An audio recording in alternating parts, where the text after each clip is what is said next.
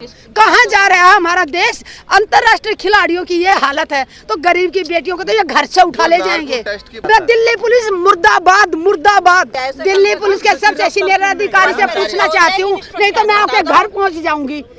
बात कर रहे हैं पद इस्तीफा दे दो, किसने मांगा उसका इस्तीफा? जब उसने बेटियों का शोषण करे, पद क्या चीज है? शोषण करने वाला गुनहगार वो कहता है पद दे के क्या पीछा छुड़ाना चाह रहा है, अपने कुकर्मों पे पर्दा डालना चाहता है।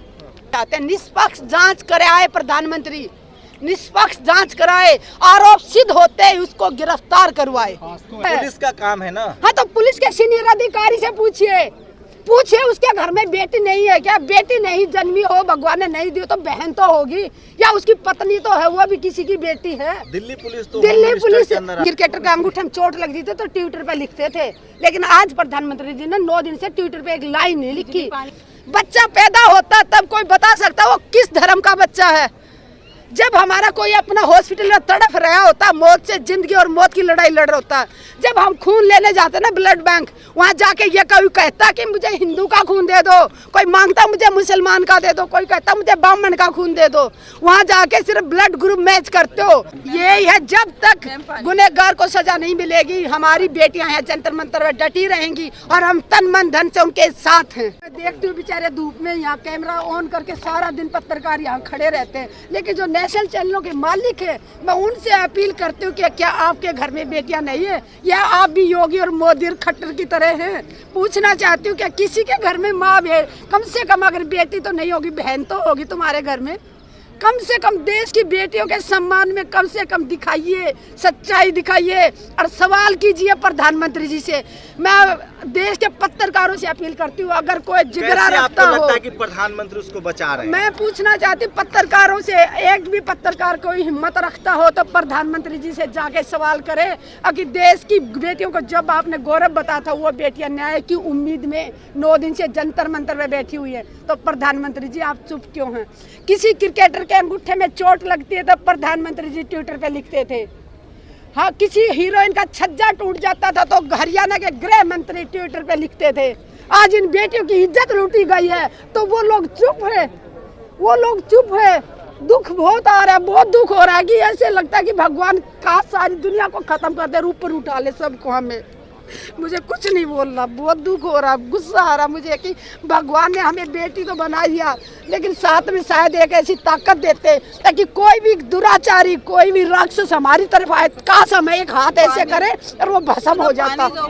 उन बेटियों का जो नोचा होगा, उनकी तकलीफ कितनी तबीयत, कैसा उनकी आत्मा रोई होगी, और अभी सपने में भी वो राक्षस दिखाई दे रहा होगा, लेकिन उस राक्षस को बचाने के लिए देश के प्रधानमंत्री जी भी चुप है।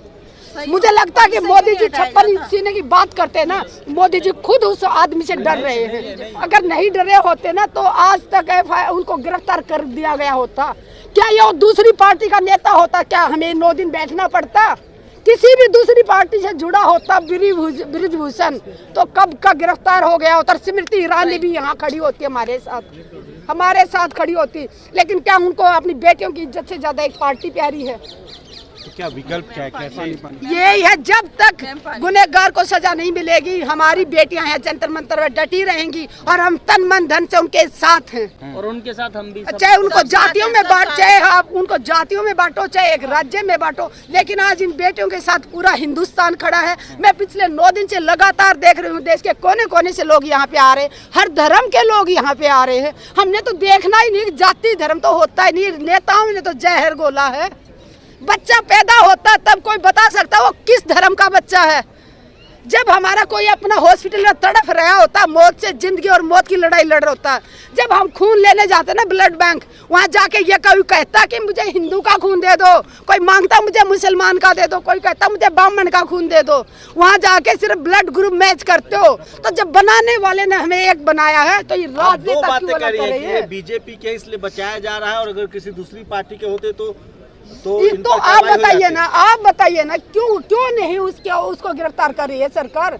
पूछिए आप प्रधानमंत्री जी से जाके कि कारण क्या है? पुलिस का काम है ना। हाँ तो पुलिस के सीनियर अधिकारी से पूछिए उसके घर में बेटी नहीं है क्या? बेटी नहीं जन्मी हो, भगवान ने नहीं दी तो बहन तो होगी, या उसकी पत्नी तो है, वो भी किसी की बेटी है। दिल्ली पुलिस मुर्दाबाद मुर्दाबाद। मुझे और बोलना ही नहीं है। पानी ले 2024 का इलेक्शन जरूरी है। कह रहे हैं कि मोदी जी इस्तीफा मांगेंगे तो दे देंगे। बेटियों की इज्जत जरूरी है। फिर वही बात, वो ही राजनीतियों वाली घिनौनी बात कर दी, इस्तीफा दे देंगे। अरे इस्तीफा तुम्हारे पद और तुम्हारे पदक, तुम्हारा जो पद है ना इस्तीफा, वो तुम्हारे लिए बड़ा होगा। यहाँ पद के लिए से ये नहीं बैठे हैं खिलाड़ी, यहाँ या बेटियों का शोषण हुआ है और शोषण करने वालों को सजा दिलाने के लिए बैठे हुए यहाँ पे बात कर रहे हैं। पद का इस्तीफा दे दो, किसने मांगा है उसका इस्तीफा? जब उसने बेटियों का शोषण करे, पद क्या चीज है?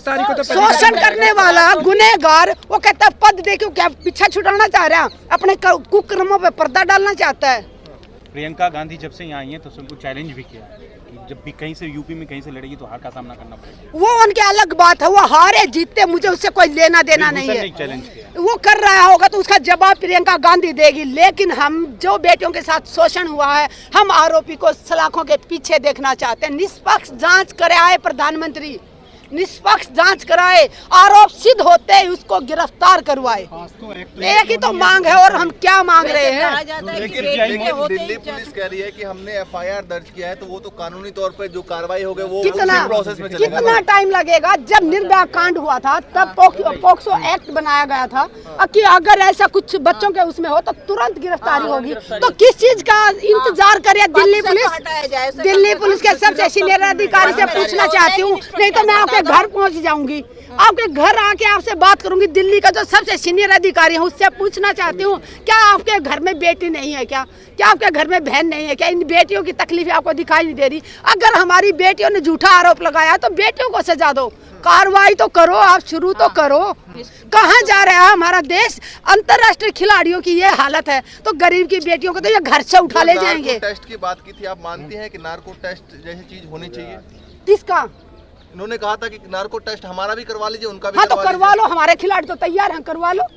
किसने मना किया है? करवाओ ना, पहले उन्हीं का कराओ, बृजभूषण का करवाओ नार्को टेस्ट। आरोप तो उन पे लगाई, वैसे तो सारे आरोपी कहेंगे कि नार्को टेस्ट हो जाए। हाँ तो होने चाहिए ना, देश के सामने सच्चाई आनी चाहिए ना, जो गुनहगार है उसको सजा मिले। मतलब आप लोग को लगता है कि वो बीजेपी के मेंबर ऑफ पार्लियामेंट हैं, इसीलिए पुलिस उन पर हाथ डालने से बच रही है?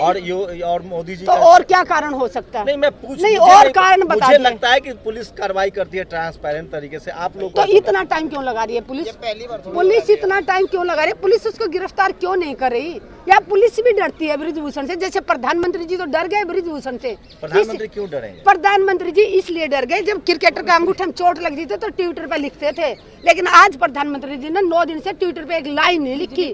क्या प्रधानमंत्री जी का फर्ज नहीं बनता था? शिकायत करता, एक मिनट, शिकायत करने वाली बेटियों के साथ हैं और निष्पक्ष जांच कराएंगे। अगर आरोप सिद्ध होते हैं तो बृजभूषण को सजा देंगे। प्रधानमंत्री जी की ड्यूटी बनती है लिखना चाहिए ट्विटर पे, लेकिन आज तक उन्होंने ट्विटर पे एक लाइन नहीं लिखी। इंडिया ने तो सिक्योर किया है ना कि हम इसकी मॉनिटरिंग कर। कोर्ट पे तो हम भरोसा करते हैं, कोर्ट ही तो है कि आखिरी उम्मीद। कोर्ट के कारण तो ये देश चल रहा, नहीं तो अभी तक तो आप और हम सब जेल में होते, यहाँ खड़े होके ऐसे बाइट नहीं दे रहे होते।